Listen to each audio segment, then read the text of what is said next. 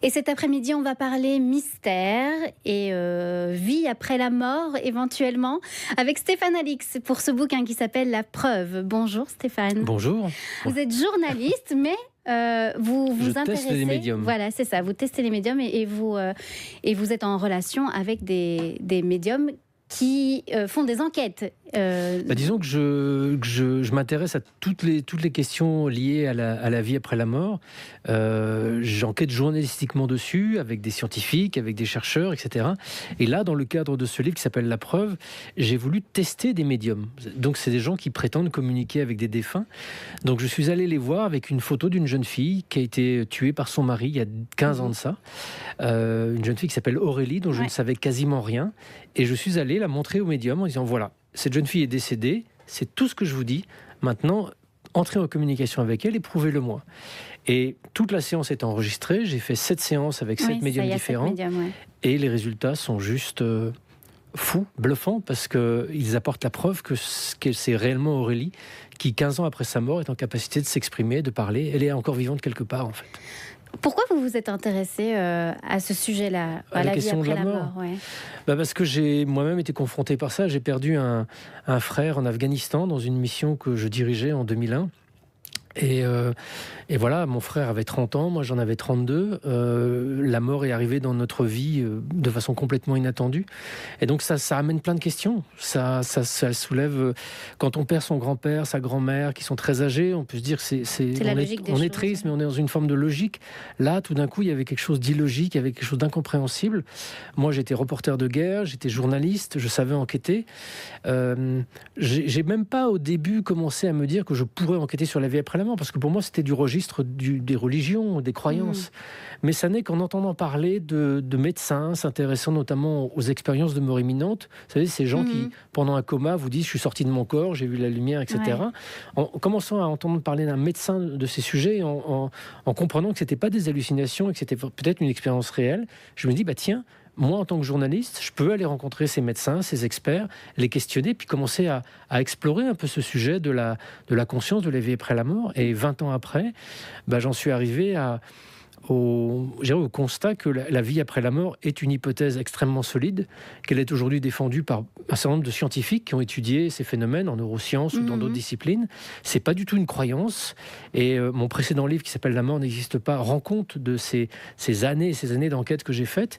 Et la preuve, c'est, je dirais, un point focus posé sur la médiumnité, qui est cette capacité que certains êtres humains ont d'entendre, de communiquer avec des défunts qui donc ne sont pas morts. Pour moi, c'est pas une croyance, hein. Je tiens à le souligner. Je suis journaliste, je suis pas...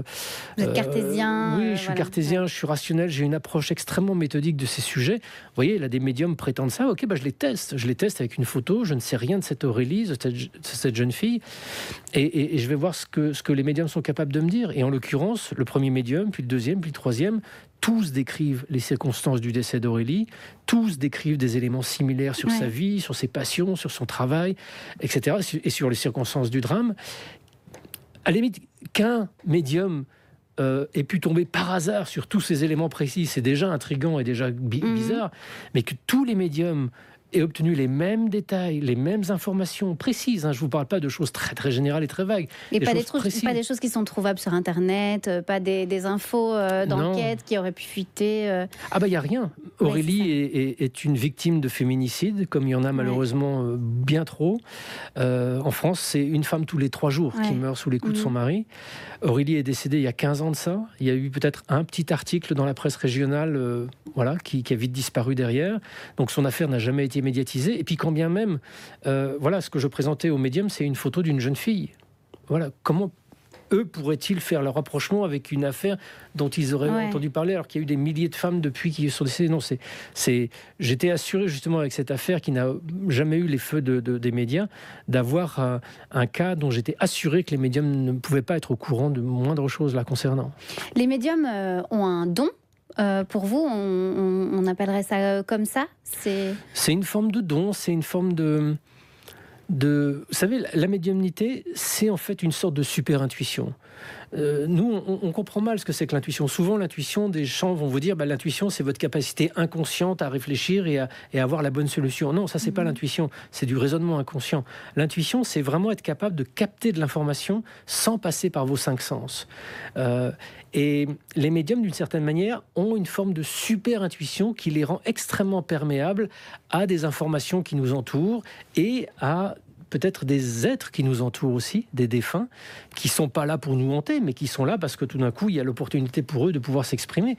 Quand j'ai fait les tests, voilà, les médiums prennent la photo d'Aurélie, ils se concentrent, ils ferment les yeux, et d'une certaine manière, c'est une sorte de rendez-vous qui est pris. Et Aurélie vient de là où elle est, ça je ne sais pas où elle est, mais elle vient, elle se manifeste et elle en apporte la preuve en donnant plein de détails précis. Ce que je raconte dans le bouquin, je présente toutes les retranscriptions précises de chaque séance avec les médiums. Et alors, donc il y a 7 médiums et ils ont tous une méthodologie différente.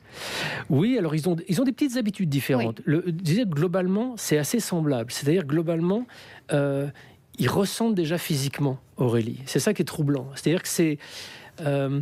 j'ai une image qui me vient. Imaginez que là, maintenant, je vous demande de me raconter tout ce qui vous est arrivé dans l'année qui précède. Vous allez devoir me parler pendant longtemps, me raconter, je suis parti à tel endroit, j'ai fait ci, etc. Il faut que je m'en souvienne aussi. Il faut que vous en souveniez. Donc peut-être ça va prendre 2 heures que vous me racontiez l'ensemble des choses que vous avez fait pendant 1 an. Si je suis un médium et que vous êtes de l'autre côté, vous allez avoir besoin d'une fraction de seconde pour le faire. Pourquoi, comment, on n'en sait rien, mais c'est un peu comme ça que ça se passe. C'est-à-dire que l'entièreté de ce que vous avez fait pendant 1 an, c'est comme si c'était une boule d'informations que vous envoyez d'un coup au médium, et lui reçoit cette boule d'informations. Donc il y a aussi bien des choses qui concernent un rendez-vous que vous avez eu, une rencontre marquante, un épisode de votre expérience, etc. Et tout ça arrive de façon globale au médium, qui va ensuite essayer de traduire, de comprendre. Alors pour ça, il est aidé, parce que le défunt, à ce moment-là, peut aussi donner des images, peut donner des bouts de mots, des petits bouts de phrases, peut donner des éclaircissements sur des détails. Donc c'est un espèce de dialogue constant entre 2 dimensions, la dimension qui est la nôtre et la dimension de l'au-delà. Mais je dirais que c'est pas une conversation comme celle qu'on a maintenant. C'est pas un échange de mots. Les défunts sont dans une forme de réalité bien élargie par rapport à celle dans laquelle nous vivons, et ça change complètement les paramètres de la communication, de l'échange, et c'est ça qui rend peut-être parfois compliqué pour certains médiums de traduire ce qu'ils reçoivent. Vous avez choisi ce fait divers-là parce qu'il s'agissait d'un féminicide, ou bien c'est parce que... vous êtes tombé dessus par hasard? Comment ça s'est passé? Non, je ne suis pas tombé dessus par hasard. J'avais eu un échange assez bref avec le papa d'Aurélie il y a 6 ans de ça, dans le cadre d'une autre enquête que je faisais sur les parcours de deuil. Donc à ce titre-là, le papa, Pierre, m'avait partagé juste le fait que sa fille était morte et tuée par son mari. C'est tout. Après, on avait essentiellement parlé de son propre parcours de deuil. Et quand j'ai décidé de faire cette enquête, je ne sais pas pourquoi, j'ai été... je me suis dit, c'est elle. Il faut que j'avais le souvenir de cet échange. J'avais envie d'établir ce contact et ce partenariat avec Aurélie. Parce que moi, aujourd'hui, c'est pas une croyance, mais je suis convaincu que les défunts sont autour de nous, qui sont pas morts, qui continuent une forme d'évolution, de vie. Encore une fois, c'est pas une croyance que je vous dis, c'est vraiment un constat qui peut être objectivé. Donc j'ai demandé à Aurélie si, d'une certaine manière, elle voulait participer à cette expérience, et si c'était le cas, qu'elle le fasse en s'adressant et en donnant des détails précis au médium, ce qu'elle a fait. Et voilà, donc peut-être que d'une certaine manière, c'est elle qui a choisi de participer à ces expériences. Moi, j'ai rien choisi, en fait. Mais c'est pour ça que vous avez tellement écrit sur les expériences de mort imminente, de vie après la mort, que je me suis dit, vous avez eu envie, peut-être à un moment donné, d'essayer d'être médium, même si c'est un don. Et que mais là, là où je vous donne raison, c'est que mon travail, en fait, a consisté à être un enquêteur, à être journaliste. J'ai vraiment travaillé pendant des années en tant que journaliste, auprès de scientifiques, auprès de médecins, etc. Mais j'ai eu aussi envie, moi, de faire certaines expériences. Quand certaines traditions, comme les Tibétains ou les chamans en Amazonie, vous disent allez dans le monde des morts, allez dans le monde des esprits, je me dis, mais je veux le faire aussi. Si c'est une réalité, je veux y aller, comme je ferais un reportage.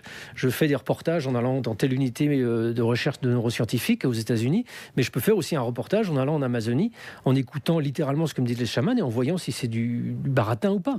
Donc j'ai fait ces expériences et j'ai vécu des expériences qui ont été plus que troublante, effectivement, plus que troublante. Et je raconte tout ça dans ce livre qui est disponible en poche aujourd'hui, qui s'appelle « La mort n'existe pas », où je raconte 15 années d'enquête sur les expériences de mort imminente, dans des labos, etc., mais aussi en Amazonie et aussi à travers des expériences que j'ai moi-même vécues qui ont été très, très bouleversantes.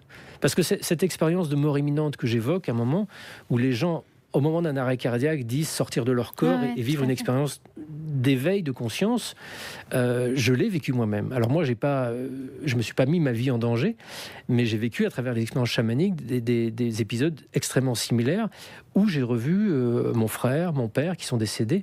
Et donc ça ne fait pas de moi un médium, mais ces ça expériences... vous a ouvert à un monde que tout le monde ne connaît pas. J'ai été ouvert à ce monde par les recherches rationnelles que j'ai faites. D'accord. Ça m'a donné la possibilité d'en faire aussi l'expérience. Mais disons que ma certitude et ma conviction que la mort n'est pas la fin de la vie, que la conscience survit à la mort du corps, elle est basée sur un raisonnement scientifique et sur des recherches scientifiques. J'en ai fait l'expérience personnelle, ça me permet de rajouter, je dirais, la cerise sur le gâteau pour vraiment comprendre ce que les témoins me racontent, parce que je l'ai moi-même vécu aujourd'hui. Mais c'est pas ça qui a été... décisif. Je pense qu'aujourd'hui, dans notre monde occidental, les scientifiques, quel que soit leur domaine, nous permettent d'avoir accès à des données sur ce sujet et d'avoir la certitude que la conscience ne se limite pas à l'activité de notre cerveau. C'est énorme ça, mais c'est une information qui est solide, qui est étayée, qui est extrêmement rigoureuse. Nous ne sommes pas que le fruit du fonctionnement de notre cerveau, et quand notre cerveau cesse de fonctionner, il y a quelque chose en nous qui continue à vivre. Et je ne vous dis pas ça, encore une fois, en tant que croyant ou adepte d'une religion ou une autre. Je vous dis ça parce que c'est vraiment la conclusion à laquelle arrivent plein de scientifiques extrêmement sérieux, extrêmement rigoureux à travers le monde. Et on y arrive dans ce livre aussi qui s'appelle quand même La Preuve. Il porte son nom assez bien d'ailleurs. Pour vous, est-ce que tout le monde peut parler? Parce que vous dites que vous avez appelé Aurélie quelque part et vous lui avez demandé de participer à cette enquête aussi. Est-ce que pour vous, tout le monde peut parler absolument tout le monde. Absolument tout le monde. Sans avoir de don, sans être médium. La difficulté, ça va être d'entendre le retour. Oui. Mais on peut tous parler. Vous savez, je pense que les personnes que l'on a aimées, qui sont parties de l'autre côté, elles sont pas collées à nous au sens où elles sont pas bloquées à attendre qu'on vive et qu'on réagisse, mais elles sont pas loin. Si on a besoin d'aide, si on a envie de partager des choses, si on peut les exprimer à haute voix ou même simplement dans notre tête, elles les perçoivent, elles les captent. Je pense que les liens qui nous relient à ceux qu'on aime, à celles et ceux qu'on aime, ils sont presque même renforcés au moment de la mort. Parce que la personne désincarnée, elle est débarrassée des contraintes de son cerveau, des contraintes de son corps. Elle a une plus grande liberté à être dans notre proximité. Elles ont plus grande possibilité à être en un instant à nos côtés si on a une épreuve. Et voilà, et nous, on est un peu condamnés de par nos limitations à ne pas pouvoir entendre leurs réponses, entendre leurs messages, bien que plus de la moitié des personnes en deuil rapporter des expériences de contact subjectif avec des défunts, c'est-à-dire des signes, des sensations de présence, des sensations tactiles, parfois même des apparitions. Vous voyez, moi, c'est peut-être ça la leçon la plus importante que j'ai découverte en tant que journaliste, c'est que on vit dans un monde qui s'auto-aveugle et qui s'auto-convainc que tout ça n'existe pas. Et quand vous vous intéressez rationnellement à ces sujets, vous découvrez combien notre attitude soi-disant rationnelle est totalement irrationnelle. Les défunts ne sont pas morts, ils sont pas loin, ils sont tout autour de nous, ils sont là, ils nous aident, ils continuent à cheminer dans leur vie. Il y a possibilité d'établir des contacts avec eux grâce à ces personnes, ces médiums qui peuvent entrer en communication avec eux. J'en fais la démonstration dans ce livre, dans La Preuve, mais les liens ne sont pas rompus, ils n'ont pas disparu dans le néant. Ils sont là et on les retrouvera un jour. Comment on est sûr de ne pas tomber sur un charlatan? Parce qu'on le sait, s'il y a des médiums, il y en a qui ne le sont moins. Exactement, Donc, c'est une question très importante. Il y a plein de questions, de réponses que je donne par rapport à cette question dans le livre, et simplement la présentation de toutes les séances avec les médiums vous indique un peu comment ça marche et vous aide peut-être à vous-même être plus vigilant si vous allez faire une séance. Mais il y a peut-être un élément important, c'est que le médium, le vrai médium, il n'a pas besoin de vous poser des questions pour entrer en communication avec l'au-delà. C'est-à-dire que quand vous prenez une consultation, vous donnez éventuellement votre nom, ou vous pouvez donner même un autre nom pour éviter qu'il aille chercher sur Internet. Si jamais vous vous méfiez, vous avez raison de le faire. Et Et au moment de la consultation, si par exemple vous voulez entrer en contact avec quelqu'un, il est possible que le médium vous demande une photo. Souvent ça arrive, dans les tests, c'est ce que j'ai fait. Donc vous donnez une photo du défunt et vous dites rien. Vous dites rien. Et vous dites, mais c'est votre mère, c'est votre père, je vous dis rien.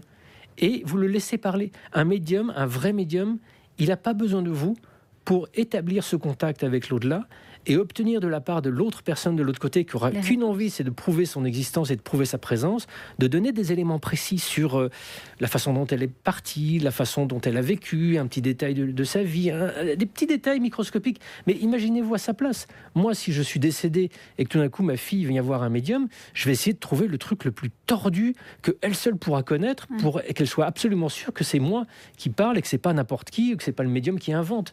Donc je pense que les défunts font ça. Donc si vous allez voir un médium qui commence à vous poser plein de questions, à vouloir discuter avec vous, méfiez-vous et vous lui dites, écoutez, j'ai lu le livre de Stéphane Alix, je vais être un petit peu embêtant pour vous, mais je vous dis rien parce qu'il me dit que vous n'avez pas besoin d'entendre quoi que ce soit, allez-y. Donc il peut râler un petit peu, mais il le fera si c'est un vrai médium et vous pourrez être surpris par les résultats. On voit dans certaines séries des policiers aussi qui s'aident de médiums et ce genre de choses. On sait que dans la vraie vie, ça existe, mais c'est assez caché.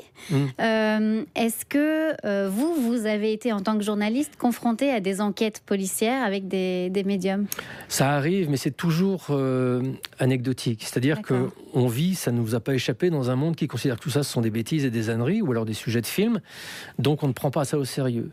Et dans une enquête policière, elle est conduite soit par un magistrat instructeur, soit par un juge pour un juge d'instruction. Donc en général, peu de juges sont ouverts à la réalité de ces phénomènes. Et donc dans une enquête, le juge diligente des policiers pour mener l'enquête, qui peuvent faire appel aussi à des experts dans différents domaines, un légiste ou un expert en graphologie ou d'autres. Et un médium pourrait intervenir en tant qu'expert. Mais il faudrait pour ça, et pour que ça soit efficace, que toute l'équipe d'enquête adhère à ça, considère que c'est sérieux et que ça peut avoir un intérêt dans l'enquête et sache comment faire pour travailler avec un médium. Parce qu'encore une fois, je l'ai dit tout à l'heure, un médium, moins il a d'informations, plus il peut être efficace. Parce que s'il a des informations préalables, ces informations préalables vont parasiter ses perceptions. Donc il faut savoir ça si on veut utiliser un médium dans une enquête. Et on ne peut pas commencer en lui disant, voilà, la jeune fille est morte, on veut trouver ça. Il faut le faire venir sur la scène de crime et puis le laisser... Il y a toute une méthodologie à mettre en place qui est déjà complexe, mais si c'est fait sérieusement par une équipe qui est capable d'intégrer les résultats que les médiums vont donner, ça peut avoir des éléments, ça peut être extrêmement décisif dans une enquête pour retrouver une personne disparue, pour élucider un crime, mais c'est un travail d'équipe. C'est un travail d'équipe. On n'est pas dans le cinéma, on n'est pas dans la magie. Un médium ne peut pas tout non plus. C'est pas quelqu'un qui va s'asseoir, qui va dire voilà, le corps est là, etc. Non, ça demande un travail de mise en condition, de mise en œuvre en fait d'une méthodologie qui est compliquée. Et j'espère que ce livre-là sera lu par quelques policiers ou voire quelques juges et que ça leur dira tiens, peut-être qu'on pourrait essayer pour tel cas irrésolu. Peut-être qu'on pourrait faire ça et j'en serais extrêmement ravi. Vous avez déjà le sujet de votre prochain livre ? Non. Pour l'instant, j'ai été assez bouleversé par cette enquête qui n'était pas prévue en fait. J'étais en train d'écrire un autre projet et cette enquête est venue de façon un peu subite à vous, à moi. Peut-être que voilà, Aurélie s'est imposée de cette manière-là. Elle m'a vraiment bouleversé parce que il y a des choses extrêmement choquante. C'est le mot qui me vient parce que c'est choquant en fait. Évidemment, surtout quand on n'y croit pas trop. Ce qui était mon cas, j'avoue, moi, c'est pas quelque chose auquel je crois forcément. Et il y a des choses qui sont tellement évidentes que c'est difficile de ne plus y croire. Mais ce livre est fait pour vous. Ce livre est fait pour les personnes qui n'y croient pas. Parce que moi, mon travail, c'est pas de développer une religion. Mon travail, c'est d'apporter des éléments convaincants et rationnellement convaincants aux personnes qui, comme vous, se posent légitimement des questions et mettent en doute cette assertion que la vie s'arrête pas après la mort. C'est normal. On vit dans une société qui nous dit depuis l'enfance, tout ça, ce sont des fadaises ou c'est des croyances religieuses. Ouais, c'est ça. Donc, vous avez plein de questions et plein de réticences légitimes. Voilà, moi, j'essaie d'y répondre. C'est mon travail. Je suis journaliste, en fait, à la base. Et je vous remercie de me partager que vous avez été troublé par oui, il y a des choses troublantes, effectivement. Ouais. Voilà. Donc ça s'appelle La Preuve, c'est signé Stéphane Alix et c'est chez HarperCollins. Merci beaucoup Stéphane. Merci à vous.